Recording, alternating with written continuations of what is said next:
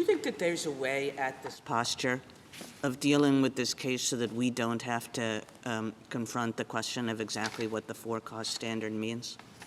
Is there a way to deal with it at this stage without having to ultimately say that? I mean, sure, there'd be a lot of different ways to do that. You could say that for-cause, I mean, one way to come at it would be to say, at a minimum, for-cause doesn't mean apparent misconduct or gross negligence. And I think that would be sufficient to decide the case, at least at this juncture.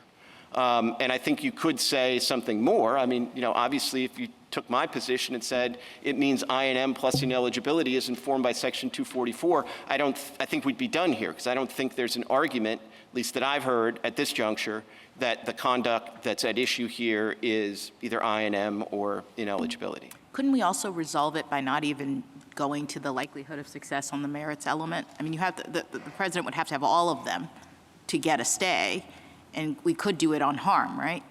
Sure. I mean, look, it's an emergency application. You could deny it without opinion. I mean, that would be a little strange at this juncture.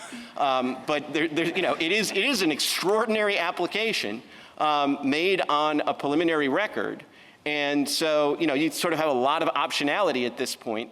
But I will say this. I mean, I do think the briefing in this court, which was, sort of unusual. You had the application briefing, then you had a MIKI, then you had this supplemental briefing. I think it's been incredibly helpful in excavating some of these difficult questions.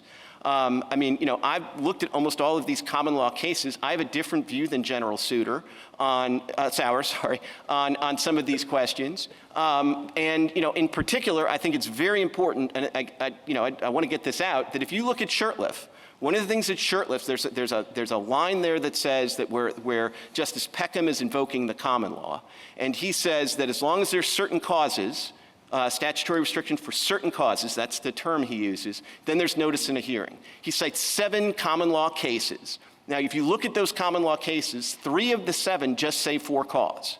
And 2 of them say good behavior, which is even less. And then 2 of them have a more specific cause. So that's, to me, the best contemporaneous evidence that we're actually right about the issue, that if it just says for cause and it doesn't say for a particular kind of cause, you get notice and an opportunity for hearing. But that's the kind of thing you can excavate on full briefing on the merits that I don't think you can in an application.